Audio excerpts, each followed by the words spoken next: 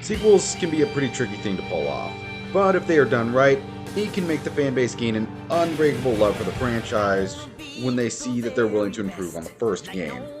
Not only that, it could also create a strong belief in the company themselves, as it makes them seem like they know exactly what they're doing.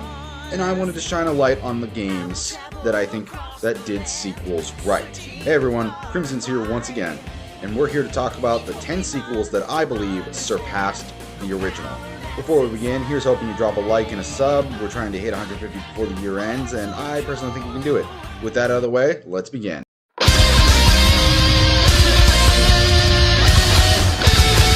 There's no doubt in anyone's mind that when the original God of War was released, it was a massive success for PlayStation as a whole. They ended up gaining a franchise that grew into just a juggernaut of a series, and is still known by many to be one of, if not PlayStation's best series. And once its sequel God of War 2 was released, that potential was fully realized by Santa Monica Studios. Everything that made the original so good was brought over into the second one, but better. The stellar voice acting, the impressive graphics, and the addictive brutal combat. Although the sequel worked to smooth out some of the rough edges the original had. The puzzles and level exploration were now given a lot more variety to it, making levels more engaging. All of the levels were now play-tested, making them far more fair and balanced, unlike the first game. Looking at you, Tower of Hades. And they somehow, some way, found a way to make the already great combat even better and smoother feeling.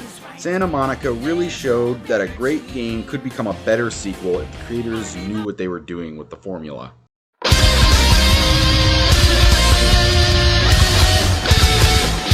When it comes to game sequels, the Mega Man franchise is a tried and true classic for understanding how to make them right. From Mega Man 2 to Mega Man 02 to even Battle Network 2. Capcom has always been able of improving upon the Mega Man formula in their second go, and I personally believe that one of the most underrated sequels is Mega Man STARFORCE 2. Now, the first STARFORCE game isn't bad by any means whatsoever, but it does have some pretty big flaws. And the biggest one of them all to me was the puzzles, in that it was a game that relied far too much on the touchscreen to utilize them. You see, STARFORCE was released on the DS, around the time when they were really trying whatever they could to use the stylus mechanic, and as a result, every puzzle in this game relied on it. Some of the worst ones were the Sonia Harp level, where you needed to react insanely fast to stop music notes from hitting you, or you had to start over. The Libra Scale dungeon, where you had to answer questions in like literal milliseconds it felt like, or you ended up taking damage. And the final level, where you actually had to draw constellations to progress. In the sequel, however, the puzzles no longer required such an overbearing use of the touchpad, making them a lot more fun to handle. Another thing that was changed was combat. It was given a lot more to it, not only with the new forms of Zerker, Ninja, and Saurus, but the all-new form of Brother Band system called Bond Power allowed you to utilize boost in battles by forging bonds with others via DS connection and through side quests. I know I probably could have put something like Mega Man 2 or Mega Man 02 on this list, but I really like STARFORCE a lot, and believe it deserves a lot more recognition than it gets.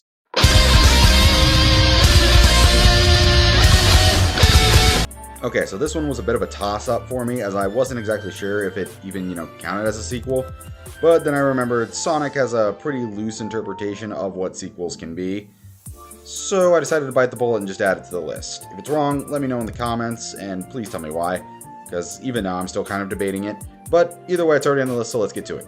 Now, the first Sonic Adventure game is almost as iconic as Mario 64 in terms of bringing one of gaming's most beloved series into the world of full-on 3D gaming.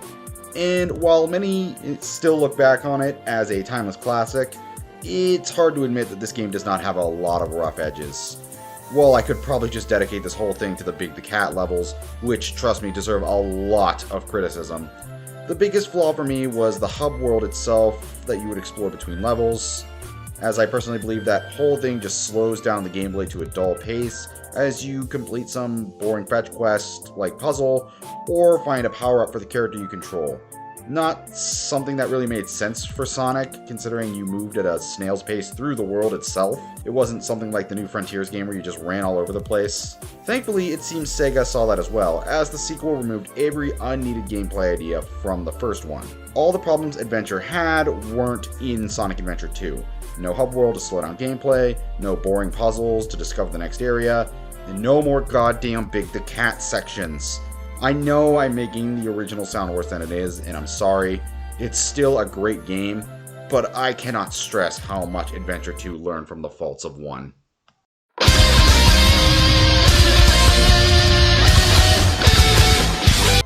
It's honestly kind of impossible not to make a list about sequels that surpass the originals without at least mentioning Pokemon Gold and Silver.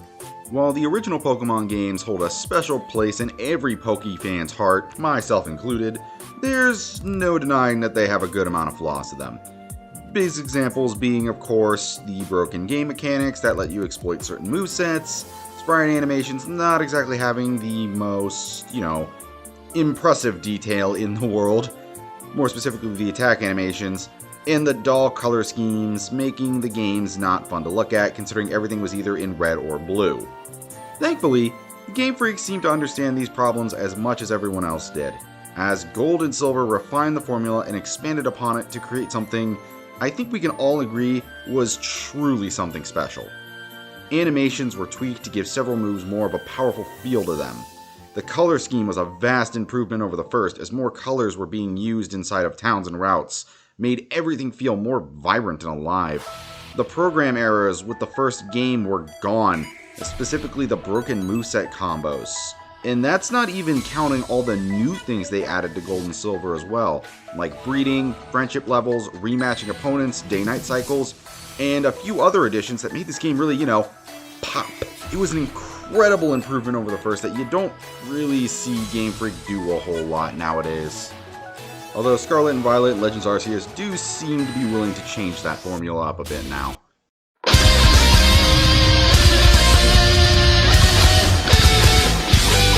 Okay, so, little spoiler, expect a couple more games from the PS2 era to be on here, as I personally believe that era was the pinnacle of making a sequel better than the first, and one of the best examples of this was Sly 2.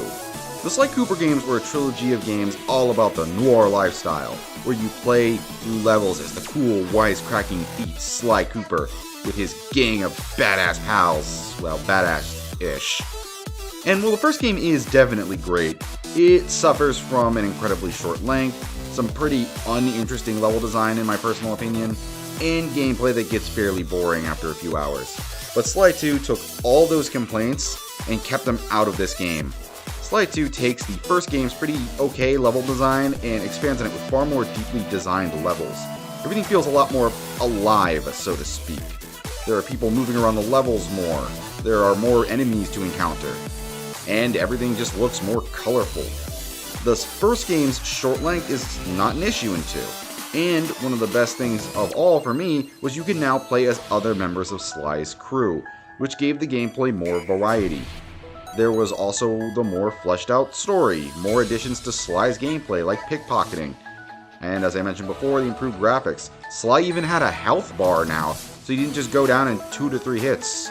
Hell, there are so many improvements to this, there's not really a surprise that some people call Sly 2 the best PS2 game.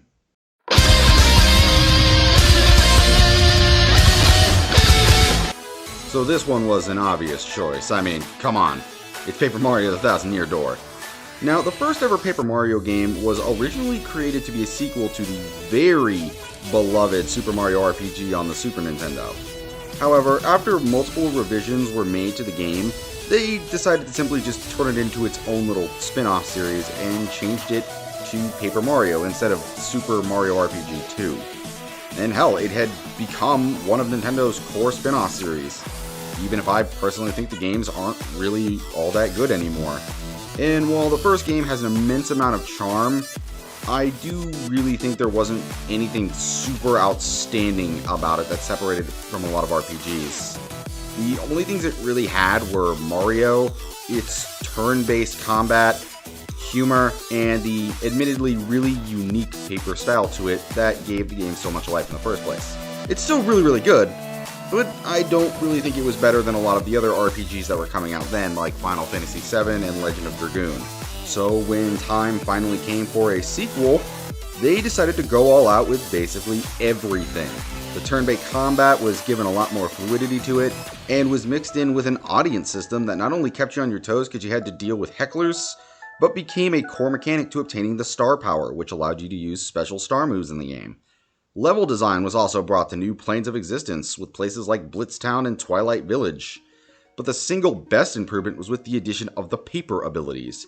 You see, despite the series being called Paper Mario, the fact that Mario is, paper isn't really utilized all that much in the first game outside of maybe one or two gags. It's more or less a design choice for puns. But the sequel introduces the concept of Mario being cursed by an entity to turn into different paper designs. For example, you can become a paper airplane or a paper boat. This allowed for level traversal to be used in fun and interesting ways. It gave the reason for there to be, paper instead of just, oh hey, it's cool paper aesthetic. Plus, there's the better graphics, the better bosses, the deeper narrative, the better landing humor, and so much more. Go play this game. It is fantastic.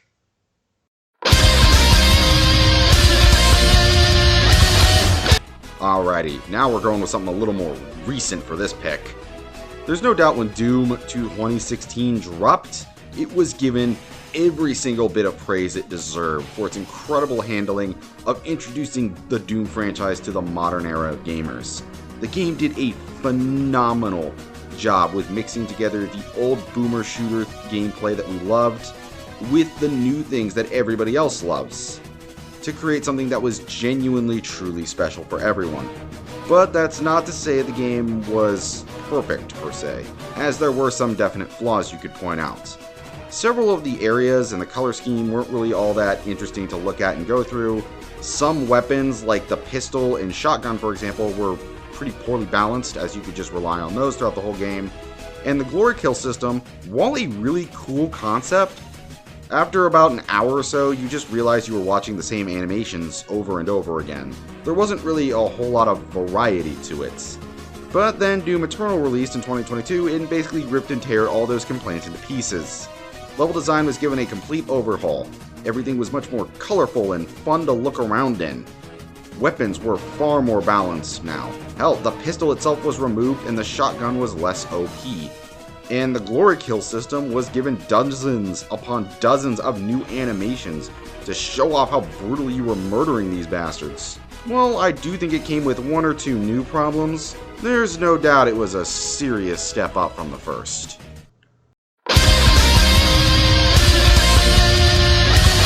Yeah, I included an anime game.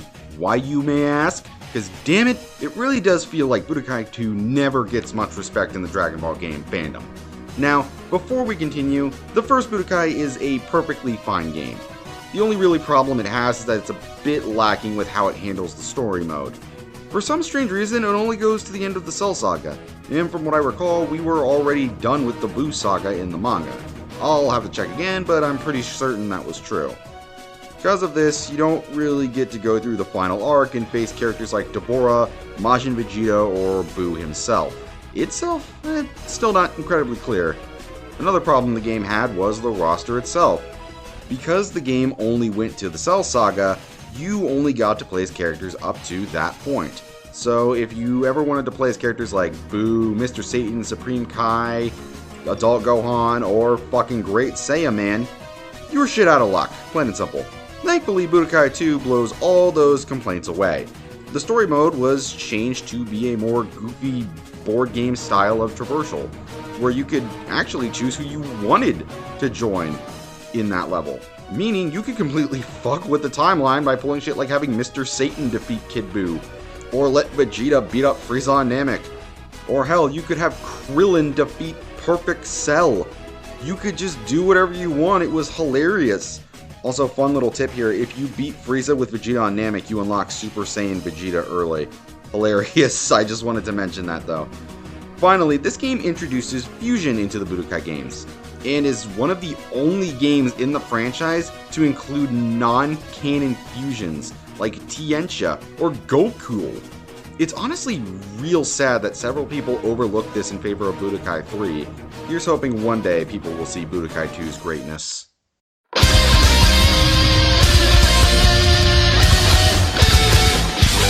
I told you there was going to be a lot of these. The PS2 era was the era of top tier sequels.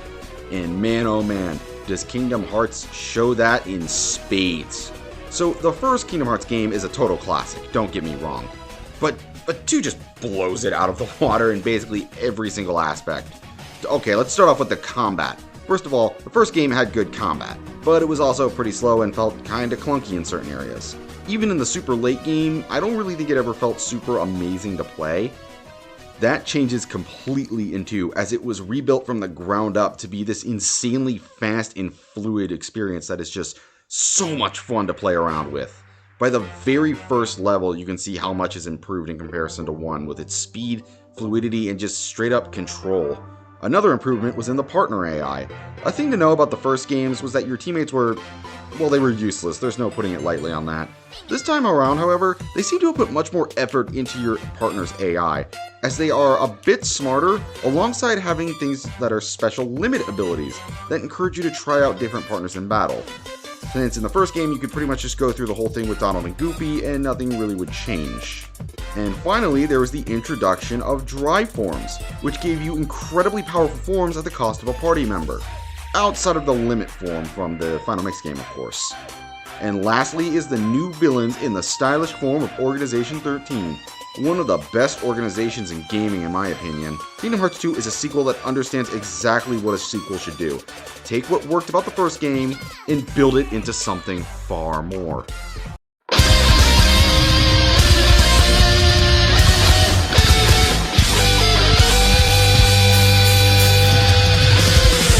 Nintendo mascot characters beating the absolute shit out of each other.